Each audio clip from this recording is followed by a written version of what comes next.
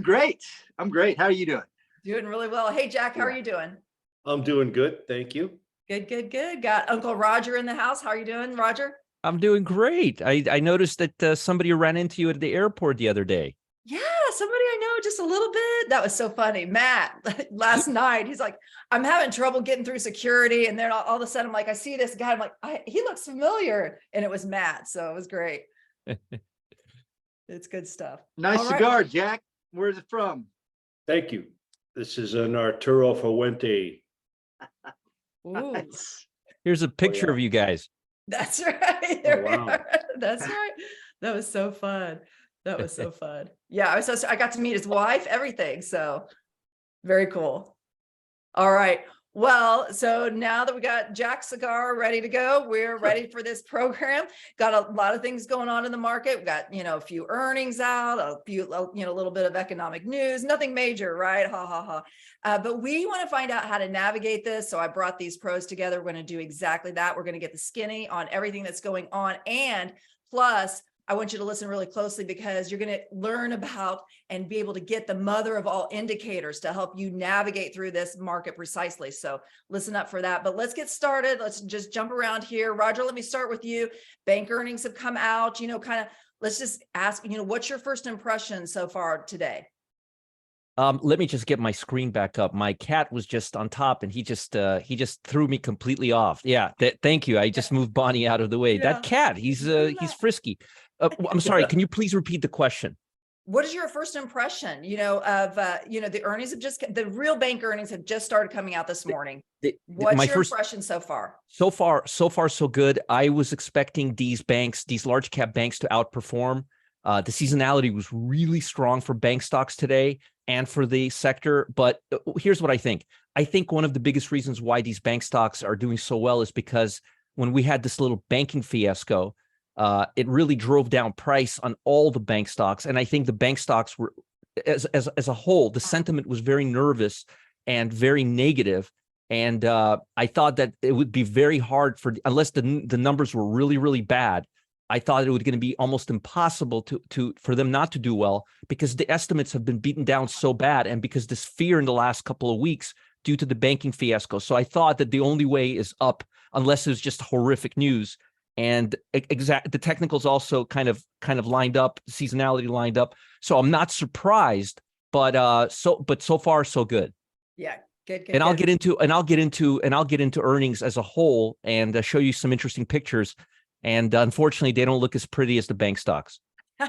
Very interesting. Can't wait for that. Love it. Love it. Don, what's your first impression? I think, it's kind of older news, right? I mean, people are reacting to it. The forward guidance is going to be the big thing. For me, it's really the long-term picture, that I'm focusing on, right? I mean, obviously there's a big disparity, right? So you're seeing, especially in consensus analyst estimates, the big banks all looking good, looking well. They've got much more diversified revenue streams. They're not nearly as reliant on the spread. So plus they got all the deposits anyway, right? They got it for the very short term. So they're all looking pretty good. A lot of the regionals, really depending on, and I don't look at how the banks pick through how well they hedge or don't, right? So that's really what it's all dependent on. And so, the smaller regional banks are all over the place, right? There's some real disasters out there that the analysts are expecting, and some of them look okay.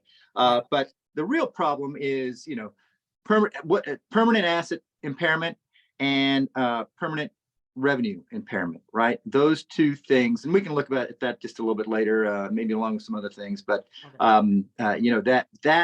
that's really what I have a big concern with. And regardless of what the Fed does, I see very few scenarios where that permanent asset impairment and that permanent revenue impairment gets resolved. So, what that means. Very interesting. Yeah, that's going to be very interesting. Can't wait to pick back up on that. And we'll ask another question about that too. And just on the next question here, just a second before we dive into all that great content that you have, Don. But so Jack, what's your first impression of earnings so far? More of a relief than anything. I don't really trade bank stocks. I don't see any action in them, but from a public perspective, you know, I was getting calls from people I hadn't heard from in forever asking me, should I get my money out of the bank? That bank, for whatever reason, that really scares people. So I think PR wise, this is a good thing. Not that I don't think JP Morgan, that's an overreaction in that stock, but it's just good to see that they're not getting killed. Yeah. It lends a little more confidence to the whole system, I guess, you know, and the timing couldn't be better, really, because Yeah. we're seeing a little bit of bullish stuff in the market, which I'll talk about when you come back around to me. But my initial impression is more of a relief than anything. Excellent. Yeah. Good. Right, Jack, I would say rather than confidence in the system, it's a confidence game, right? Totally. So- Totally confidence game. And that's Otherwise this a was con good. game. Yeah. Yeah. There's Yes. a lot how we put it all together, you know, Yeah. to Yeah. make money in this market. So let me ask this next question too, just in general, broad terms, you know, speaking, kind of talking about timeframes, you know, like next week or into May, you know, as we're talking about all the like what you're talking about, Don, with the decay in the assets, you know, what it really is, what's really going on underneath in the belly of all of that versus, you know, how we feel about the markets or different stocks, that kind of thing. What do you think about your time frame as far as, you know, earnings coming out? What are you expecting anyway, you know, kind of next week, you know, throughout April into May, as it relates to earnings, Fed announcements, interest rates, confidence, that sort of thing? And we'll start with you this first, Don, this time. Okay. Yeah. So, to be clear, the question was kind of like, what do I think? What's the way to kind of trade the bank earnings over the next few weeks or anything like that? Yeah, just kind of timeframes. What do you think, just broadly speaking, the market, Yeah. the broad markets will kind of, what do you think in the next, you know, 6 weeks or so? You bet. with I everything think that's the going on? next 6 weeks. Yeah. Sorry about that. Didn't mean to talk over you there. No, you're good. I think for the next 6 weeks, let's use that. I would use this opportunity to sell rallies, right? I mean, assuming if you actually got in and bought some bank stocks on the dips and that sort of thing, I would use this opportunity to sell those rallies, right? There's going to be everybody feels comfortable, right? In 2007, the first mortgage company that blew up was early 2007 in March, right? That's what the Big Short was all about. It was a whole other year before anybody even thought before Bear Stearns collapsed. Right. And the Fed started cutting rates in advance of that. And then Lehman was another 6 months later. Right. So these things can take a long time to percolate. In the meanwhile, between that New Century Financial that collapsed back in 2007, the market rallied another 10-15% through the end of the year. Right. So everybody feels good and they say, oh, well, the Fed says it's OK, so it must be OK. You know, so I would use those opportunities. Right. I don't think we're going to go up massively. But I would use that to kind of make some, you know, if you take those profits and then, sit back and wait. Great thoughts. Good thoughts. What are your thoughts, Jack, over kind of next 6 weeks? How are you thinking? Let me show you something. This is what I'm thinking. If I could share my screen.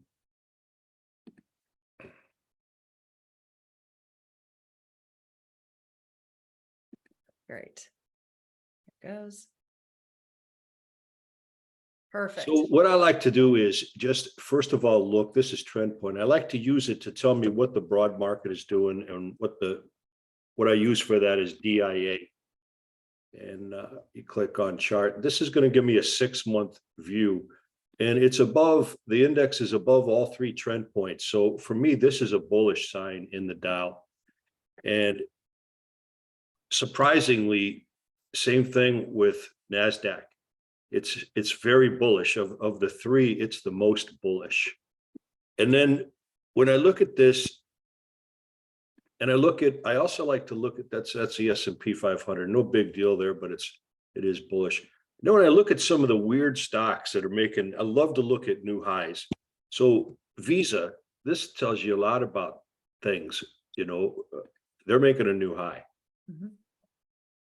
There's a new high in Visa. McDonald's, money making machine, it's making a new high. And then and I can't figure this one out, but this is one of the best trends I've ever seen, is this thing called Elf Cosmetics. Look at this. Beauty supplies, man. Wow. People want to go I out. don't get Never it, heard but of I'm it. just saying it looks like something out of 2020, 2021, you know? And AZO and you got people working on their cars and buying car parts. O'Reilly made a 52-week high. AutoZone made a 52-week high. You know, so people are spending money. Visa, people are eating. Yum Brands made a new 52-week high. So it's just, I'm seeing a lot of stuff coming back around, kind of. Yeah. So that's how I'm playing it. I hope it gets a little more volatile because I still love selling premium, but I'm kind of surprised at how many stocks I'm finding that are in decent trends. And just today and yesterday, we've had more stocks hit new highs than hit new lows. So there's kind of I think it's moved up and people haven't even noticed already. Interesting. That's really good. I want to come back to that in just a second here, Jack. So you can even keep projection if you want, because let me ask you, Roger, first, before we come back to you, Don. What are your thoughts, kind of time frame, over the next 6 weeks? Over the next 6 weeks, I think I'm pretty convinced we're going to be in a very, very choppy market. And I think that I am seeing these highs, but I'm seeing a lot of red flags. And I'll talk about that when I get into my analysis. But I don't think we're out of danger zone yet. And I do see a lot of stocks making 52-week highs. But at the same time, I'm not seeing the right type of stocks making 52-week highs. And again, that's my biggest concern. So I don't necessarily think we're in a I think the big problem, and I think this is the big problem, I think a lot of investors and traders, they think very binary. They think the market's going to go up or the market's going to go down a lot. They never consider the fact that the market can just kind of sit around and not do anything.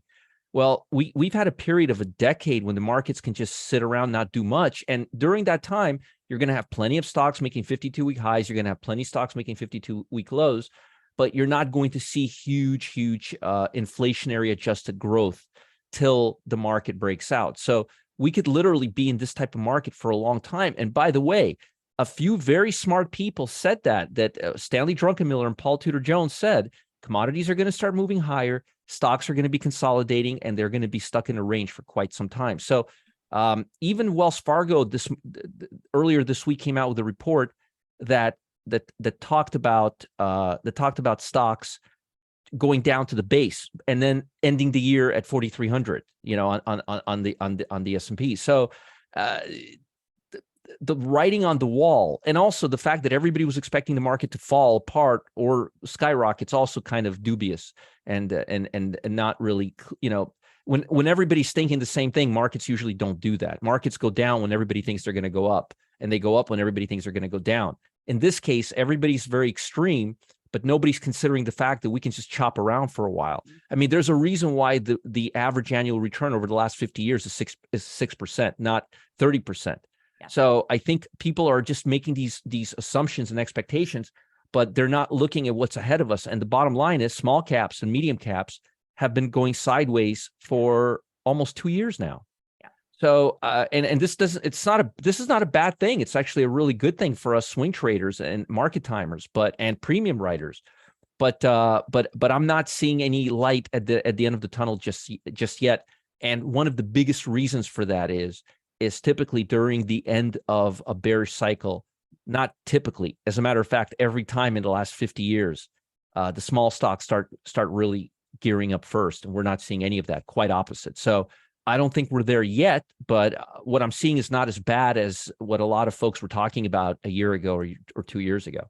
Yeah, solid opportunities in that sideways market for selling rallies and buying dips too, right? Right. Just the whole swing of it. Let's come back to you, Jack, and let's talk more about, when you talk about being bullish, for how long are you projecting that you're going to be bullish, or what are you seeing for the summer? Are you thinking also kind of sideways, kind of what's working for you right now? What are you planning?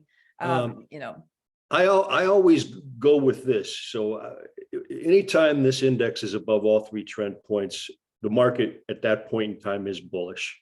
I'd like to see a much better trend like we saw with ELF. That's a really bullish trend. But I'm trying to react to stuff that I see moving higher. I'm really surprised in some tech like Fortinet, FT, NT. Bought this one, sold a bunch of calls. I'm going to get called out. And that's cool. That's like the old days, So I've been loving this one. And I've been really surprised with NVIDIA. I was about to mention, ask you if you were doing anything with NVIDIA. Yeah. Yeah, I've been a long time trader and holder, and I got some I'm just going to keep. And look at this since the beginning of the year, this thing it looked great. But anybody that held on to it through all of last year took a real beating, and now it's just kind of getting back up to where it's at. But the trading in it is amazing. The covered calls in it will blow your mind. The premium on those is so high, it's insane. So I like that stuff. You know, the tech has always been where I find the best action, and I've been surprised at how strong it's been. So that's my plan, is to just, you know, find stuff that's trending higher if the broad market is trending higher.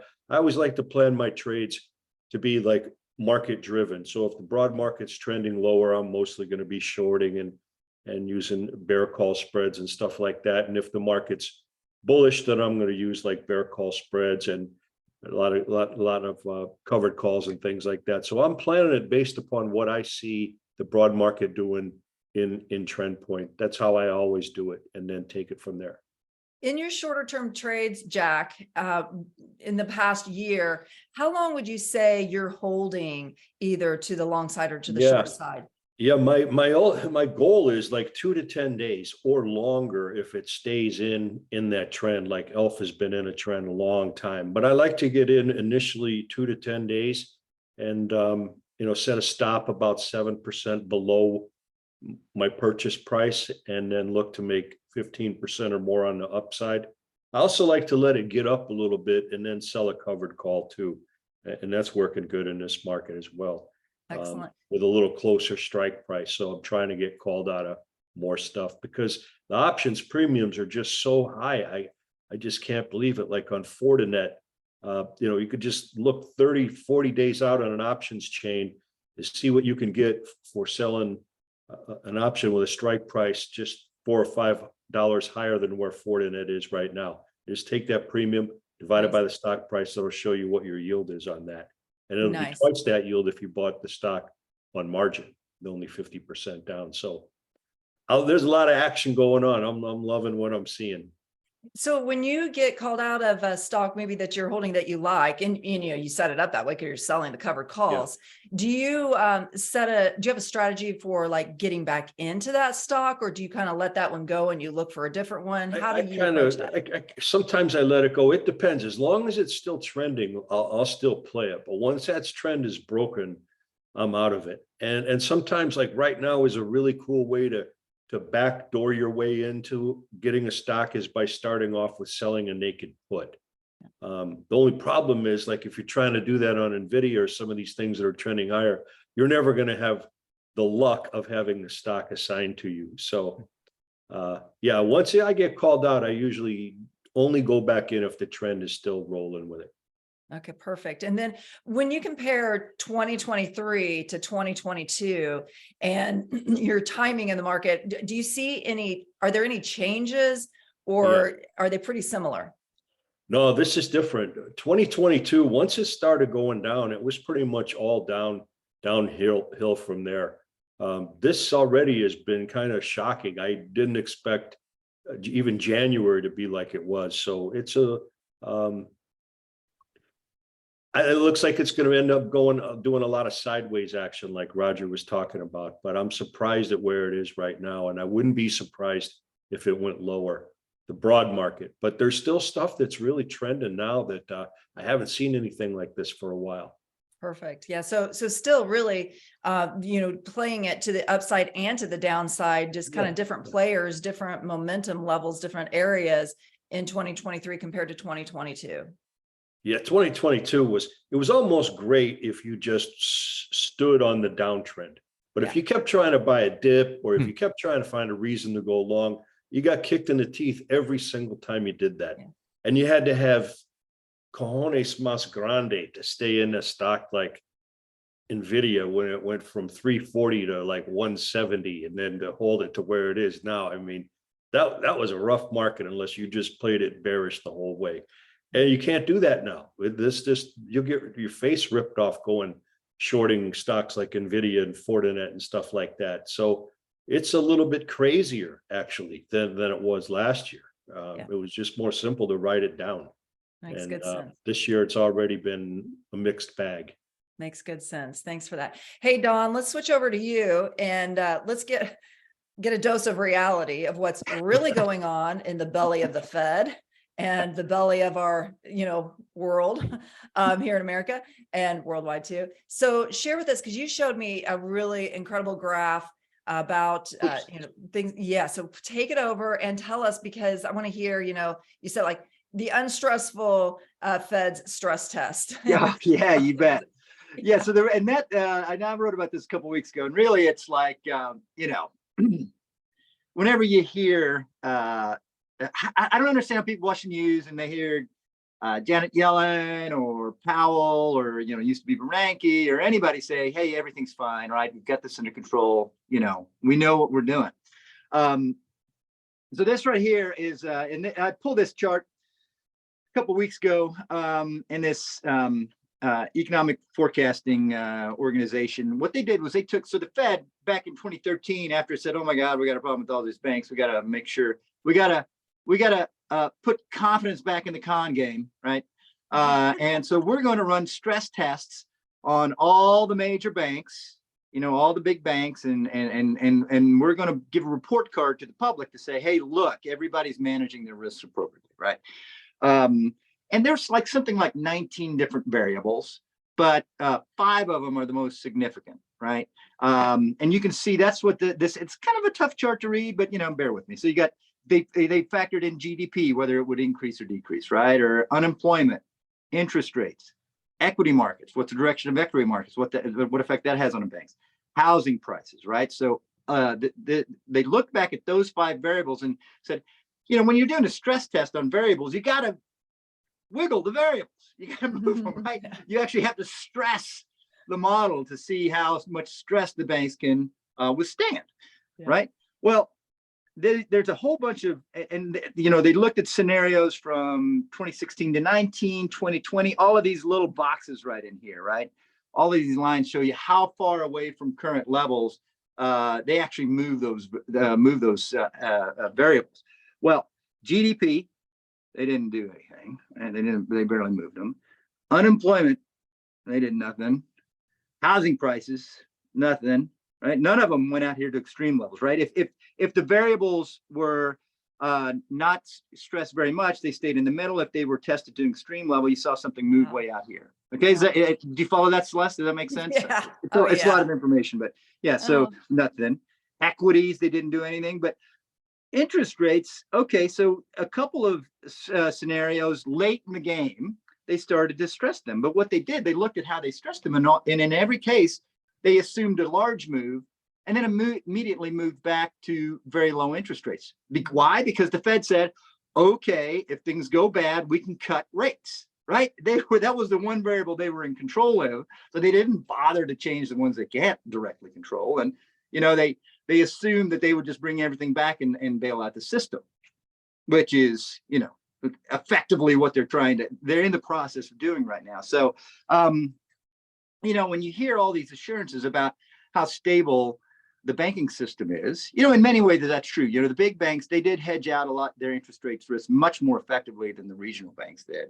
But, you still got this ongoing problem of now, can they earn enough on the assets that they're making? Well, can they bring in new deposits to make new loans and buy bonds, right? That's number one. Can they bring in new deposits? Not just keep the deposits that they have, right? But can they bring in more deposits? And then can they earn more on those than, what they pay on those deposits? And here's another.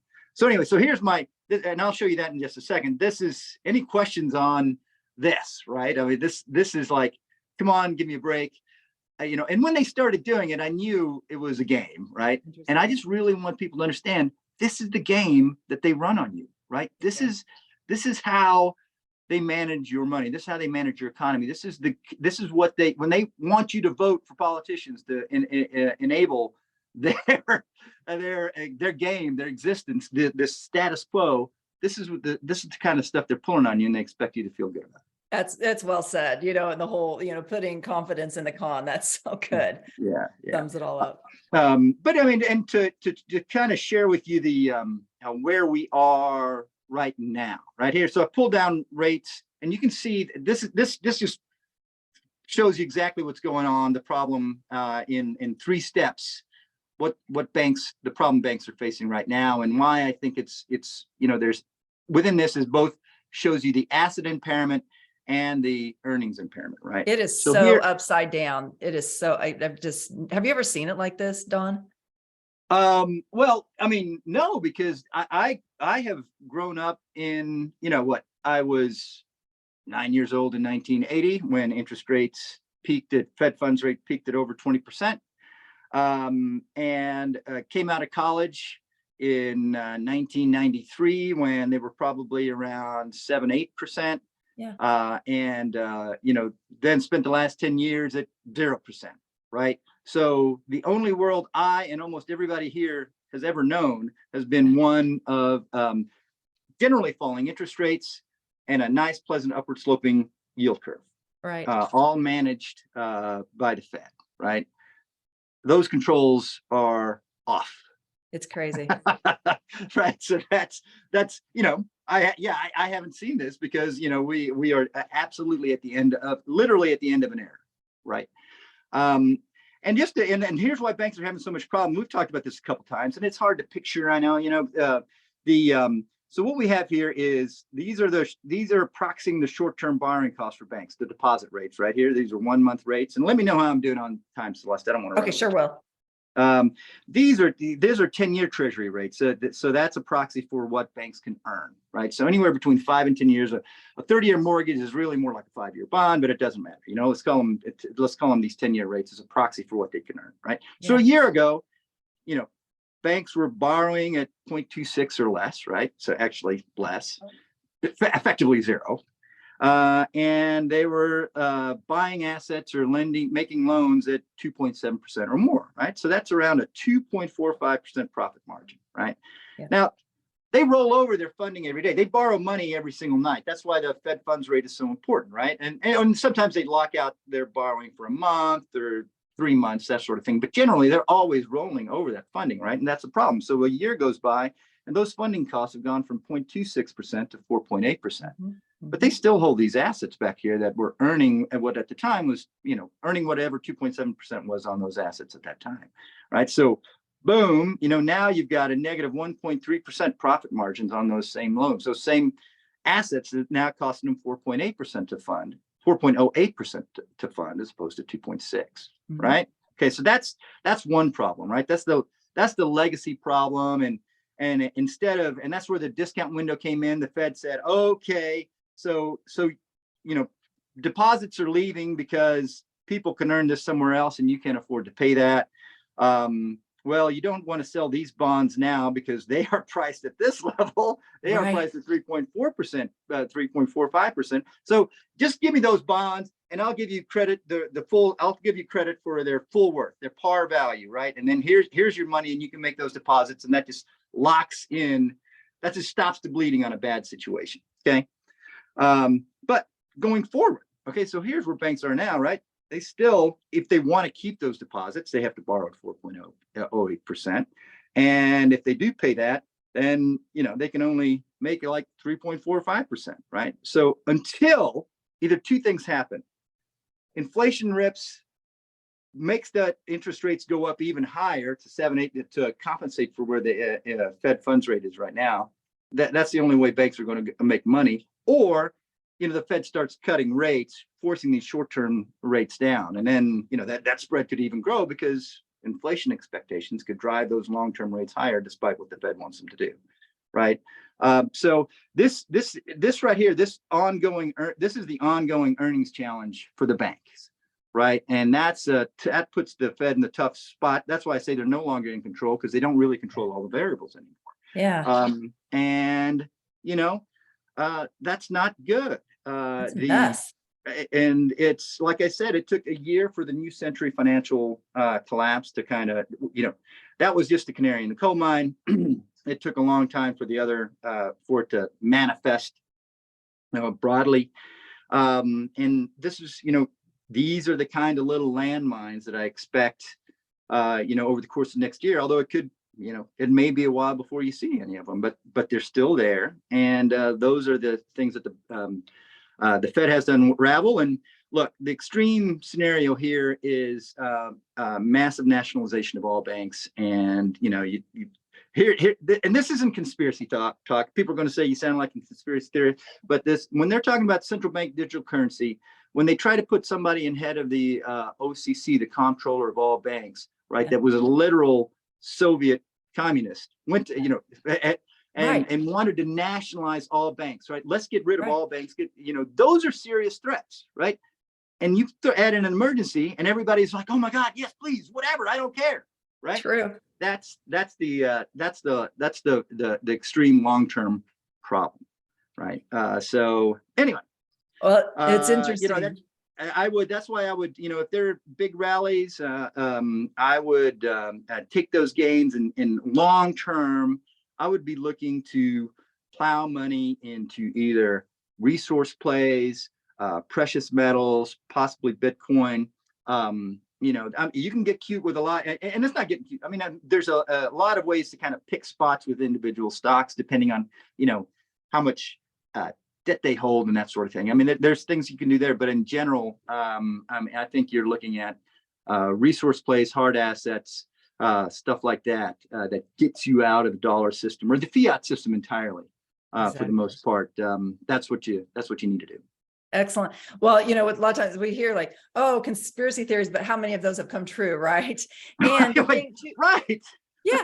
And a decade ago, we couldn't put together exactly how all of this would play out. We've got the cryptos coming, or, world currency, blah, blah, blah. I don't know. You have the threats, or you have the talk about it, but you don't know exactly how it can play out. But fast forward 10 years, 15 years, now we can see it. And this is a perfect picture. And people are even typing in, oh, banks are going to go away. You're kind of talking about it as well. I mean, it's a valid possibility. I mean, banks are in business to make money. And if they can't make money, then they start going under, like the things set up, the perfect storm set up so that they get terminated or whatever, but it's a mess. Yeah. We can see it now. 5 years ago, you were speculating on how these things could fall out. Now it's, and that's kind of what I did. I said, hey, here's what you need to think about. Now I just feel like I'm just reminding people of all the things that are actually going on right now. I mean, they get their blinders off and look a little, keep everything else. So that's, anyway. Yeah, I appreciate you letting me share that, Celeste. Thank you. Thanks so much. Yeah, you're showing us a real balance, and I love that. I love it when you come on and share all that. So thank you so much, Don. Appreciate that. Well, Roger, let's find out more about kind of the overall earnings picture, kind of overall what's going on in the markets, how you're thinking, and what you're looking at. There's a lot of stuff going on, Celeste, right now. There's a lot of stuff to talk about. There's always a lot of stuff to talk about. Yeah. But I'm also going to, as I talk about this, I want to show you a graph. I'm going to share the screen if that's okay, real quick.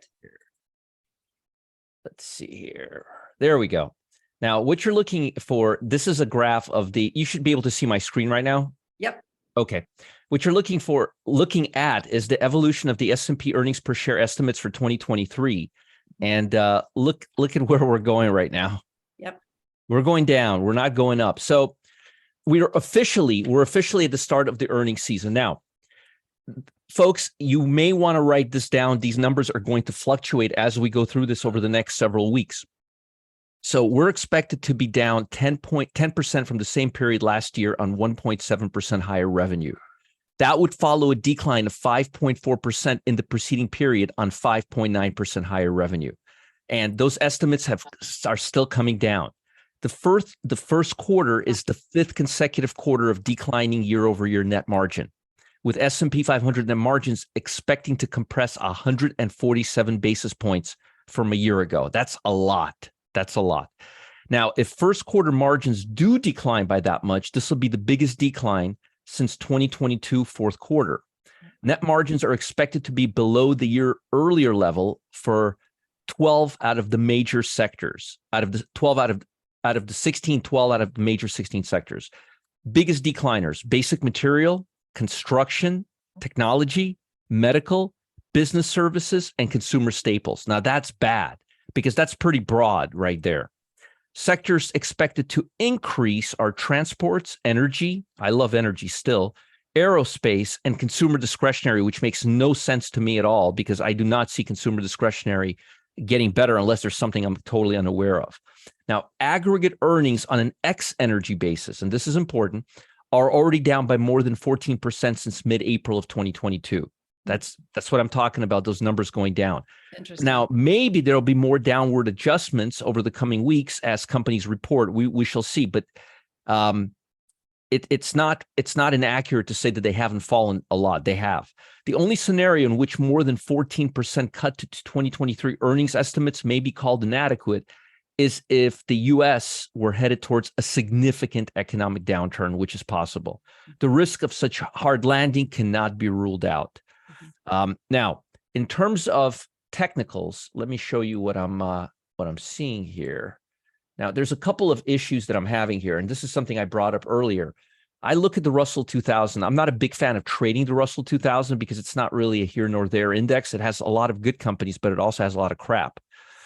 As you could see here, over the last 6 months, that's the height right here. That's the all-time high, I believe, right there.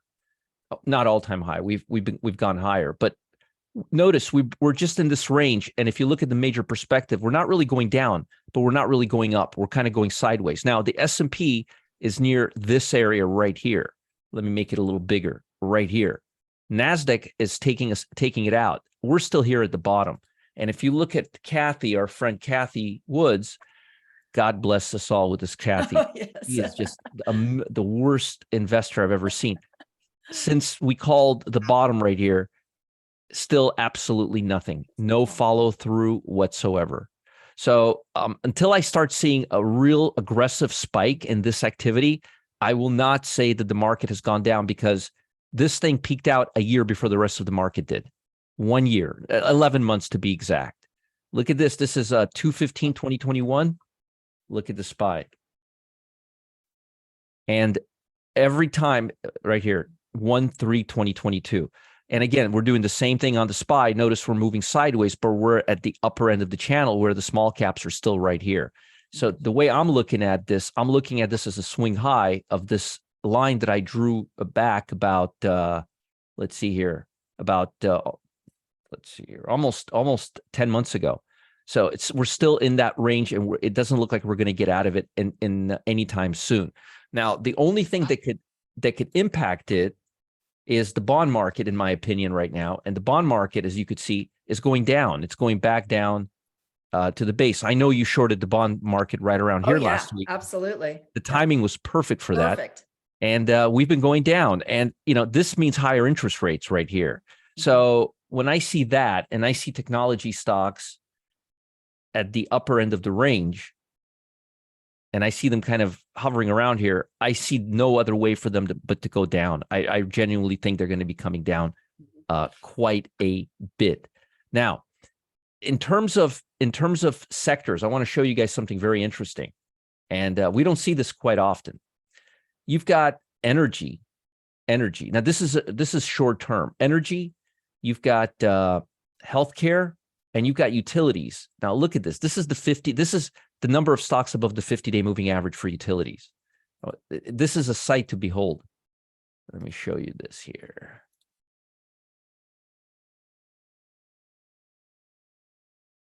Look at where utilities are right now. They're here. Now, this is the 50-day line. Now, that's more of a position trading, but let's look at the swing trading. 20 days, right? Look, this is insanity.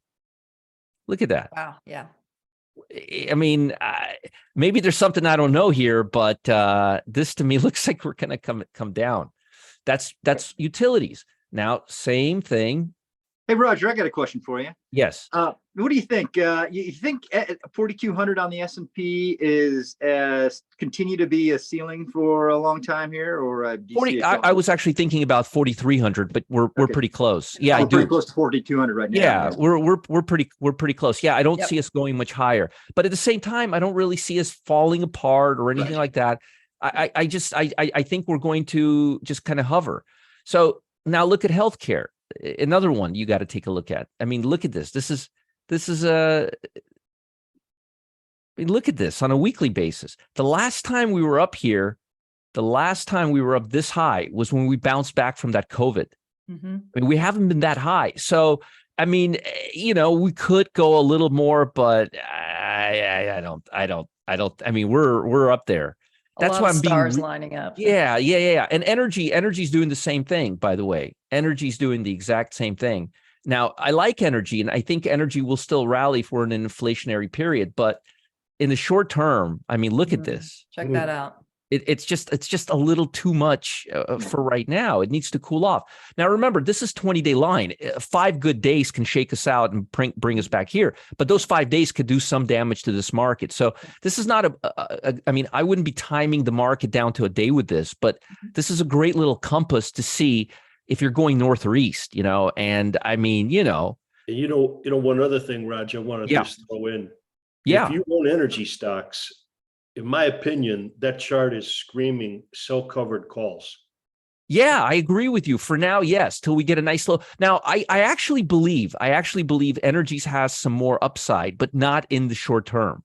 I think the market needs to cool off. I think we're at the upper end of that range on the SPY, and I genuinely believe that that this market is overbought, is stretched out, and it needs to cool off. And I think the fact that we're seeing earnings come in right around that time is I think the timing is moving along. Now, remember, we're not day trading here. This is just a compass. I don't use this to time the market, but if I'm looking to go long or short and I'm looking at energy stocks, I'm probably not going to want to take a long position right now at this minute. Now, again, if you're a 12-week hold, if you're a position trader, you may want to wait a little bit for the market to cool off before getting in. And I do like energies right now, but not at these levels. I think this is just way too much. I think, for example, if we were to look at the XLE ETF, I think around the 70, we're at the 87 level. I think energies are going to go up to about the 95-ish level. But I think before they do, there's a good chance they're going to come down to the 77 level, which is about 10 points, but that will be enough to relieve that pressure and take us all the way down to the base. Remember, this is 20-day up highs and lows, so it's very much in there. So that's the second thing I wanted to tell people, that I'm increasingly becoming nervous about the market in the short term. And I'm not talking about 6 months. I'm talking about the next month or two.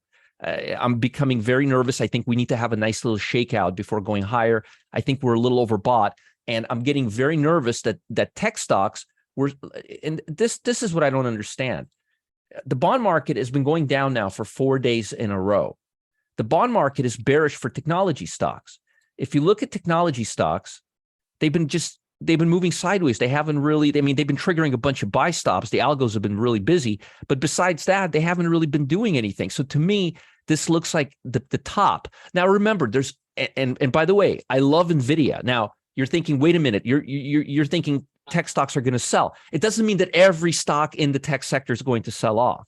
You're always going to have those leaders in every industry, in every category. Like there's a healthcare stock that I really like right now. There's a tech stock that which happens to be NVIDIA, by the way.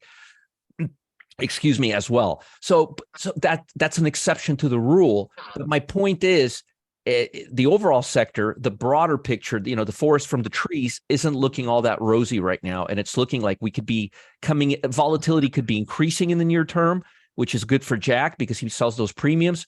I think we're going to see a little bit of a shakeout. We've had a little too much steadiness, and sectors are highly fragmented. That was actually the next thing I wanted to show you before I get to the juicy stuff. And I have some juicy stuff for you too. Oh yeah. Got to save dessert for last. Absolutely. So here are the major sectors. And I'm going to tell you folks, I haven't seen them so out of whack in so long. I can't even make heads or tails out of them anymore. Now, I've been watching it. I look at this every single day for over a decade now. And you just don't have communication technology away from consumer discretionary. They're not apart. They're not apart. They don't belong apart. Is Apple a consumer discretionary, or is it a tech company? What about Amazon? You see what I mean? It's very loosey-goosey. And communication, Google and Facebook, is that really communication, or is it tech? You see what I mean? It's these three sectors, they really are one big sector. There's no reason for them to be apart. And then You've got consumer staples and basic materials. Look how apart they are. That's just not normal. And then real estate is at the bottom. And where's the financials? Financials are up here. It doesn't make any sense. There's a lot of utilities are down here. Bonds are moving down. None of this makes any sense to me. I can't make any rhyme or reason from this, which means they're totally fragmented. Markets get fragmented on the way up and they become consolidated on the way down. We need to have a nice, good capitulation for these things to reset and for these two sectors not to rally. Now, I could see energy, basic material, and industrial and healthcare and consumer staples, but I can't see consumer discretionary communication and technology. I just can't see them up there. They belong down here right now. And I don't want to argue with the market, but I'm telling you, there's just, fundamentally speaking, there's nothing good there. Now, let's look at the economy. Jobless reports, jobless claims, they were in the low 200s. They're now starting to come up. The retail sale, and this is another reason why I don't understand why technology is going up. Look at this. This retail sales report is not pretty. It was pretty negative. It was a pretty nasty report. They were looking at negative 0.4. They got negative 1.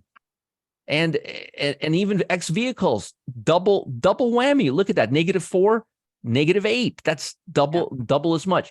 And again, the biggest wet blanket to me that solidified that rates are going to go up is right here, right there. The core CPI. The Fed said earlier in the week, we look at the core CPI. They quoted it. Last was 5.5. It's 5.6. PPI was good, but not the CPI. The CPI is the big number. So the Fed is going to continue. By the way, the odds after the PPI report came out did not shift from the bond market, raising rates 1/4 point at 69%. So the PPI had no impact on bonds. And as you could see, bonds actually are even lower today. So it's actually, and it's up to 80% right now. So 80% odds. Thanks. Up from a week ago at less than 70% of a 25 basis point hike. There you go. So last I read it, it was like 69%. Now it's at 80%. So those numbers have not shifted. So again, now let me get to the seasonality of what I'm seeing next week. I'm not going to give you everything, but I'm going to give you some of it. Now, can you see my screen right now, Celeste, with the seasonality? Yes, I can see that. So I'm going to give you the longs, and then I'm going to give you the shorts. So what I like to see is I like to see a theme. I like to see a common theme. So, for example, I like to see utility or utility stocks like AEP and ETR. Those are utility stocks. So when I see multiple stocks doing the same thing, and by the way, utilities are defensive stocks. These are not high flyers. So this is getting in long tonight at the close and getting out within 10 days or when it takes out yesterday's high. Okay. So out of 20 years, we had a 95% success rate. And this is the profit factor for each one. It's insane. Like Bax has for every dollar you risk, you would make $100 back. We're not looking for that, but that's what the historic profit factor is. But I like to look for historic trades that have over 10 or 20 trades so we can have a good sample size. So each and every one of these had a 95% win rate, which means they lost 1 out of 20 trades, which is pretty amazing in 20 years. So, and this is getting in long today. Take a screenshot and getting out next week when it takes out yesterday's high or 10 trading days. That's what this is based on. This is a formula we use. Mm-hmm. So you got AEP, you got BAX, you got EQT, you got ETR, and you got AT&T. Mm-hmm. Now, interestingly, I like the short side even better. Let me show you the short side. Interesting. Now, here is the short side. And you could see here on the short side, let me just increase that. Interestingly, look at both MGM and Win. They're both on this list. You've got Applied Materials, which just semiconductors technology. So in the last 20 years, it had an 85% success rate going short at the close today and getting out next week, or when the low is broken to the downside near the end of the day. MGM and Win are both on here. Look at this, 20 years with an 85% win rate, 13 years with an 84.62% win rate. Mm-hmm. Now, does this mean I'm going to necessarily go into one of these? No, but what I'm looking for is commonality. So the fact that both MGM and Win on here, now I could probably find another couple of semiconductors that are in the same ballpark. I just did a quick and dirty screenshot to show you what's really hot. But I would go with an odds of 20 years with an 85% win rate. I would think that may continue, better than random. Now, obviously, it's not 1,000 sample size, so it's not statistically correct for analysis purposes. But that's not what we're looking for. We're looking to gain an edge and a common theme. So if I see two hotel stocks on my list, and one is 20 years with an 85% win rate, and one is 13 years with an 84.62% win rate, I'm probably going to look to short Win or MGM or another hotel stock or the gambling ETF. I probably not go long those stocks, but it's a very good tool to have. So again, here are some stocks for you guys for looking for shorts. We got emerging markets, 13 years of data, 84.62% win rate, profit factor of 2.7. Win and MGM did both really well, and the fact that they're both on this list is it obviously improves our odds. And Applied Material also not doing so good beginning of the week. And if you look at our seasonality chart, which we'll look at again right here for next week, you will see that technology, where's technology? Technology doesn't have a strong Monday or Tuesday. That Monday is the high and it goes down to Tuesday. So the fact that we're getting a short on Applied Material and the fact that Monday and Tuesday are not really a strong day, that it peaks out on Monday. By the way, energy does too. Looks like Monday's a strong day and then it kind of peaks out. Now, remember we mentioned utilities, right? Earlier when we were talking about the long trades, right? We were talking about look at utilities. They have a pretty strong week next week.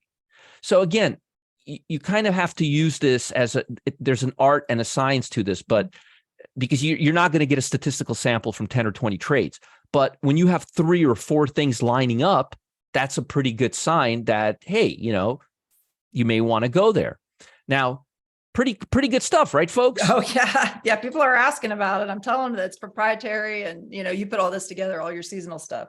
That's right. That's right. It's very cool stuff. And we use this now to validate a lot of our trades and for all the other stuff we're doing. Now, before I let you guys go, I'm prepared something very timely for the folks here. And I think folks will enjoy this. Now, unless you've been living under a rock, you know that the markets have been moving higher over the last few months. And now, right now, it's opening up a perfect time to trade what I call a Redline methodology. What's the Redline? It's a specific setup that happens right after a stock makes a 90-day high. And remember what I said, there's always going to be stocks. Remember, I'm not seeing any major downfall or major upside, which means you're going to have plenty of stocks making 90-day highs and plenty of stocks making 90-day lows. And right now, there's a lot of stocks hitting that 90-day area. So to make sure that you can take advantage of this, I prepared a short video training series just for you. And I'll cover the basics of the strategy, the exact entry and exit examples, how to only target stocks with the best risk to reward scenario, and lastly, how to set up your own hit list. It's good stuff. It's simple, easy. It's not too complicated. And I specifically designed the short video to be easy to follow, whether you've been trading for 10 years or literally 10 days. Now, if you want to unlock the dozens of stocks that are setting up right now, literally right now, it won't run you even $49 for this. Not even $19. Yes, $7. If somebody could drop a link in the chat, I would appreciate it. But it's wealthpress.com/row. There it is right now. Thank you, Adam. Adam and I had some ribs last night and they were delicious. We went to Valley Smoke last night and it was great. Jealous. Yeah, there he is. Great food. Great food, he says. Folks, it's $7. Have you ever seen me sell anything for $7? No. Think about that for a minute. Go to wealthpress.com, get the Redline method, how to trade the Redline with calls or puts. That's right. Use the RSI to increase your accuracy. Try in sector strength and weakness and the filter. Folks, this is going to be I love Valley Smoke, Todd. This is going to be the best $7 you will spend. Take the weekend, go through this. It's a one-time thing. It really is. No monkey business, no banana in the tailpipe, right, Jack? None of that. None of that shenanigans. But I'm really shocked that this is $7. Yeah, yeah. As somebody said to me last week, stop putzing around and get yourself on the right side of the market. It's one-time thing. If you're not happy, we'll even give you a refund. See, 365-day money-back guarantee. If you need the $7 back, probably shouldn't be trading, but I'll give it back to you. I'm not, I'm just looking to get you guys on the right side of the market. There's a lot of opportunities right now with 90-day highs and 90-day lows. And remember, you could use this to trade Jack's strategy too, the income strategy, because if the stock is going up, you could do a put against it, or there's different ways to handle that. So this will give you a good way to check the market, to look at the market, to set yourself up. The best filters I use, how I use the RSI. Education is power. I probably would have charged $497 if I did this class live, but I'm not doing it live. It's already recorded. You'll learn my relative strength methods. You'll use how I use the RSI. You will get a very, very simple tactic for trading high probability stocks. And honestly, it's worth every ounce and penny of that $7. I don't even know if you can buy. I went to a sandwich shop. I went to a sandwich shop 2 weeks ago by work. I wanted a sub sandwich, and I went to one of these regular chain sandwich shops, and a foot sandwich was like $16. Oh my word. For a ham sandwich. It was just a ham sandwich. I didn't even have cheese on it.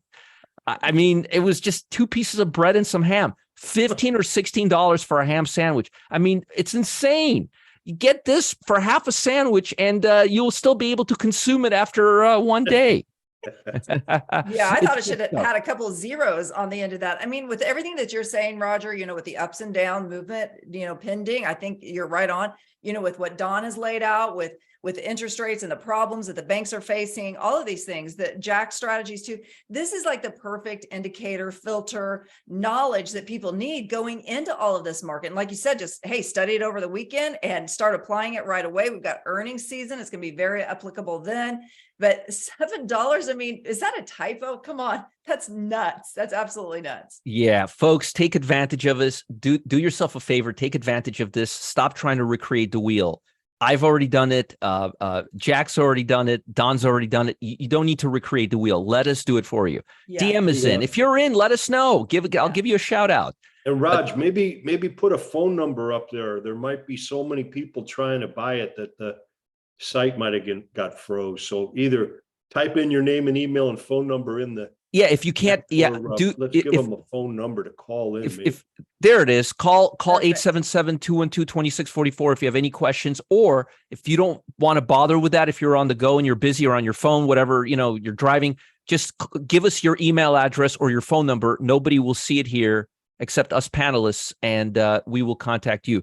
But seriously, check it out. There's a lot of people going on the website. Yeah. It might be stuck. God only knows. Last time you did this, it got all jammed up. So I'm just wanted to warn people, maybe call in or drop your phone number in the chat, and we'll call you back. But Roger's stuff is great, man. And I'm still looking at this. I can't believe I'm looking at that price. So yeah, a lot of people are in. DM is in, Krish is in, Bart is in, Rick is in. I mean, everybody's getting in. Cindy is in. Didi is going to try get in there. It's just 17472 is in. Raby is in. That's great. Yeah, good. Folks, don't delay. You will never ever be able to get anything from me for $7 for a long time. I'll just say that.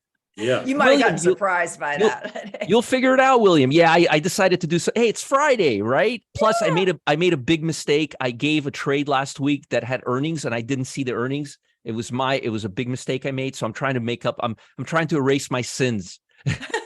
I'm trying to erase my sins. Do it, folks. Do it for yourself. Look, I'm human. Everybody makes mistakes, don't stop learning. Don't ever stop learning. My wife, she's my age. Well, she looks like she's half of my age, but she's my age. And she's still learning. She's taking some classes right now. I can't get into too much. It's a little surprise, but she's doing some cool stuff. I'm telling you, folks, follow the link, check it out, get your version, and use it over the weekend. Learn it over the weekend. You could start using this next Monday. Oh, and by the way, before I know we're in a rush to get out of here, if you have any questions, you can send me an email. Here, look, I respond to them too. William, we'll give you a call. Adam, can you make sure that somebody calls Will and Stephen, please? Yes, I would really appreciate it. Cyrus Thank you, guys. is in. Yeah, there you go. Your bounce is in. That's great. It is Thank really you. good. Yeah. Thank really you for great having stuff. me here, Celeste. I appreciate it. Yeah, thanks everyone for joining us. It was a great session. We learned a lot and we're able to apply knowledge just by using this $7 opportunity, this Redline crash course. So I suggest everybody do it again. You know what we covered. You know the ups and the downs, you know the fear, you know the greed, you know how the markets are moving and the opportunities that you can take advantage of. This helps you pinpoint those opportunities and get that confidence to get in and to get out, just like Jack was talking about. So we're glad that you all were here and that you were able to capture that. So get that link, get there. And then also we're going to head over here in just a few minutes. Jeff Smith is joining me for Ask the Pros Premium. He has so much content. He's going to have to talk really, really fast. So get ready for that. It's amazing, amazing.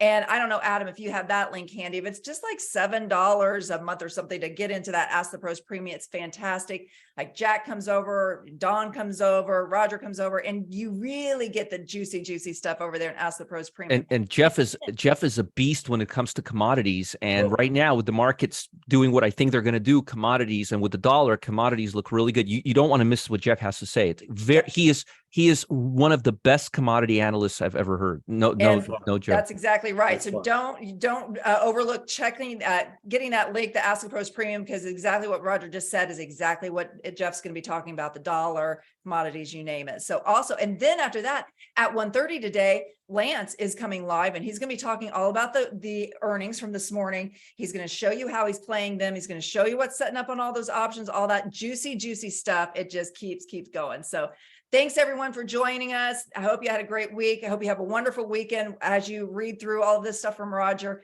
We'll see you over there and Ask the Pros Premium. We'll see you all next week. Have a great weekend, everyone. Thanks, Jack. Thanks, Jack. Don. Thanks, Don. Thank you. Thanks, See y'all. Celeste. Thank you. Have a good weekend, guys. See you, Rogers. See you, Don. Thanks. And everyone who has typed your name in a number, we'll make sure you